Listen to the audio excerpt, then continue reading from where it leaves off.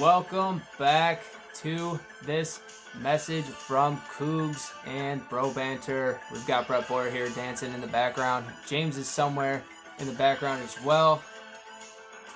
We're going to jump into our next matchup. This one is going to be presented by Monster. Drink one, bitches.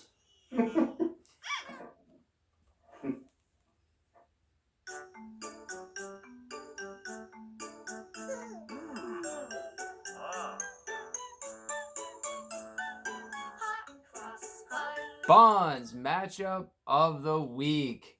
Diving right in, we have King in the North, Matthew Stephanie versus the Pied Piper, Hauk. I don't know. Has Hauk lost it? He seems like he's kind of fallen off a cliff the last couple of years here, guys. Yeah, no, he's had a rough go at it. He used to be had a very consistent run for a very long time, and something's happened here. Maybe I think that's why he moved back to Greece. Trying to recapture the glory of his early SFL career. It might be true. That could be very true. So let's dive right into this one. Let's get your take, James, on this matchup. Yeah, obviously, Hauk made the playoffs only twice in the past 5 years. And, I'm going to actually take this game a little personal. Hauk's been very vocal the past couple weeks about my team, specifically my bench. So I'm going to skip the starting lineup and go right to his bench. All right. Okay. All right. Robbie Anderson, you fucking kidding me? Yeah, good pick. Justin Jackson. Okay, buddy. Melvin Gordon. Yeah, he's good this year so far. Yeah, he's coming back, but he's had a good start, right, Hauk? Gold Beasley. And Dawson Knox. Okay. So I think everyone knows where I'm going there. Let's stay on Hauk. Deontay Johnson, he's got starting. Okay. Okay. For Pittsburgh. Ouch on that one. Jason from last week, I expect Juju, James Washington to dominate those targets. And I mentioned earlier in the show, James Conner. I don't think that's a good start for Hauk, but he's got no other options, and he did that to himself. Start of the week in this game. Tyler Boyd. Great trade. David Montgomery took claim over Cooper Kupp, but it's not Kupp this week. It's going to be Tyler Boyd getting it done. 2 touchdowns in one game last year versus Pittsburgh. Double-digit targets in all 3 games this week. Look for him to continue that double-digit trend and look for him to have another big game. Again, a great trade, trading away David Montgomery for Cooper Kupp. That helped Matt's team out a lot. He has strong running backs. Didn't really need Montgomery. Fournette's getting a lot of catches out of the backfield this week, so look for him to build on that. And simple, Pied Piper, not enough firepower until Gordon returns. And I got Matt with a big win this week, covering that 9.5-point spread. Wow. All right. So, Brett, let's get your hot take on it. Yeah, so this is obviously the worst matchup of the week. It's the clear Buns game of the week. Has to be, right? Yeah, so Matt Stephanie's team, he's the king of the North. He's really king of nothing right now. He's sitting all the way down in king of third place, Brett. What? King of third place. King of third place. Mr. Third Place. Never higher. Way to shoot for the stars, kid. Hey. Yeah, so breaking it down by position here, gotta love the Russell Wilson matchup. He's in a blow-up spot here. I think he goes for, at least 30 points in just one of the most plus matchups that you could possibly have against Arizona. Jared Goff, I understand Tom Brady's playing the Bills. I was a Bills fan, so I respect the decision to go with Goff, but Goff's just not going to get it done against that Tampa team. It's a very, very difficult matchup. And even if he does fairly well, Cooper Kupp's probably catching the touchdown passes, which just benefits that team even more and leaves Hauk doing what? Basically nothing. Moving on to the receivers, Cooper Kupp, good trade for Matt, as James just previously mentioned. Stephon Diggs, you really got to hate that matchup against Chicago. He's probably putting up, I would anticipate him not delivering on his projected points for this week. John Brown, target hog, he's probably going to outperform where he is. Tyler Boyd, good matchup against a very, very poor Pittsburgh team. Deontay Johnson, obviously, you can't love that. So you got to give the edge to Matt Stephanie's team here at the wide receiver position. And that trend sort of continues at the running back position. Fournette, he's never going to be the player that he was in college. I think that's pretty clear at this stage of his career. But he's getting a ton of work, and that's enough for to be a volume running back too, and that's valuable. Kamara, great blow up spot on national television. That's really looking forward to that game this week. One of the two best games of the week, along with my Buffalo Bills versus New England Patriots. Chubb has a tough matchup against Baltimore. Phillip Lindsay, he had a great game last week, but other than that, he's kind of been, pretty mediocre to start the year. Houp does have the advantage of tight end. Mark Andrews is off to a start. One of the great late picks, of the draft this year, and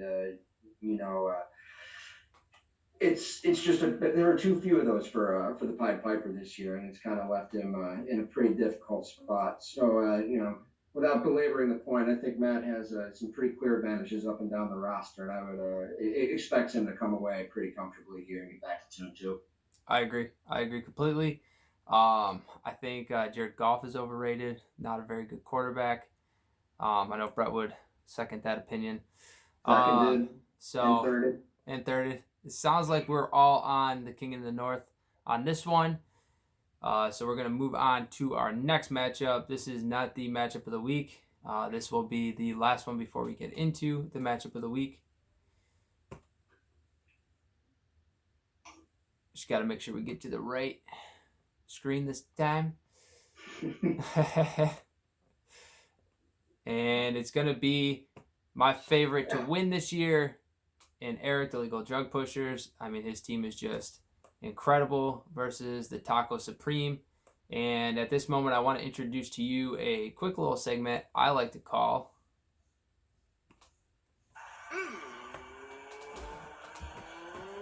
Let's get ready to suck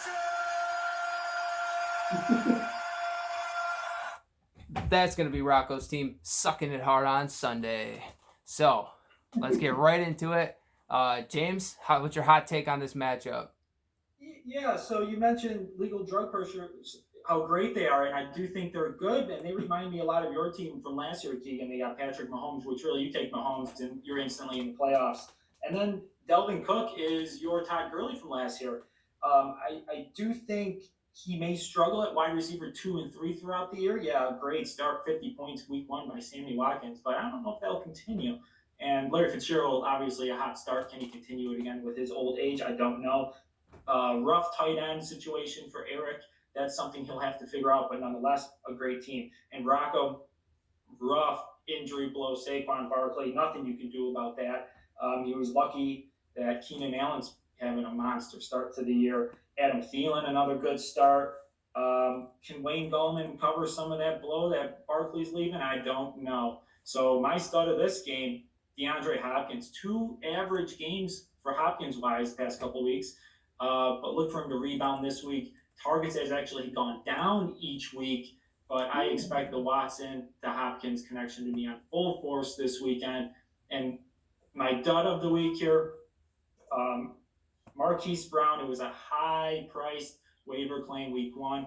He's only caught 51% of his targets this season. He's a big play guy. I don't know if he continued. He went off against a couple weak defenses, so I'm taking Eric in this one. Taking Eric in this one as well. Brett, what's your weigh-in on this one?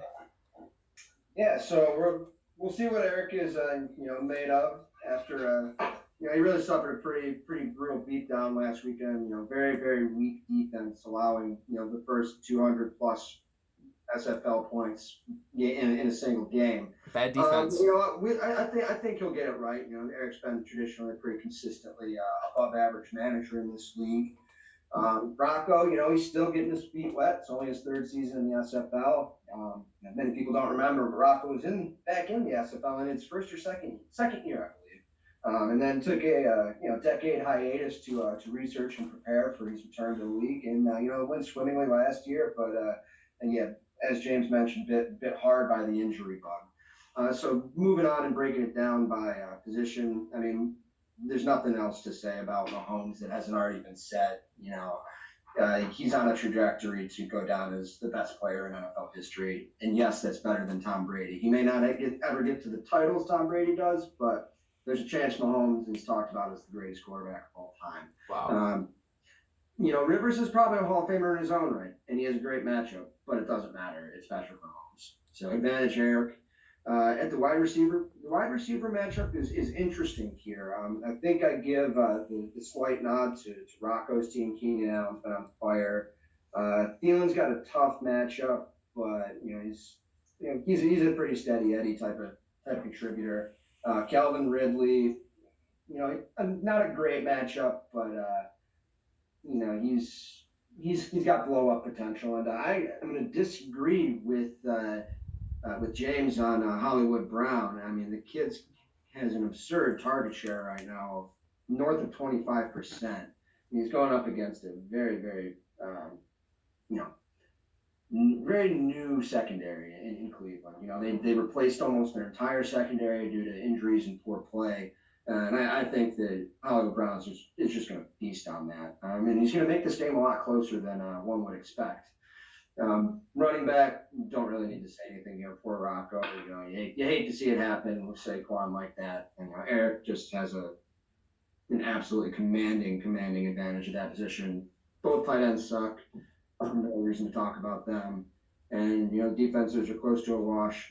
I think that Eric will win this one. He'll bounce back after the beatdown last week. But I think Rocco covers the spread pretty comfortably here. I think it's about a 15 point or so win, 15-10, something like that. So yeah, like the legal drug pushers here. Sounds like we're all on board with the legal drug pushers. We're going to take one final commercial break, and we'll be right back after these messages from Tostitos.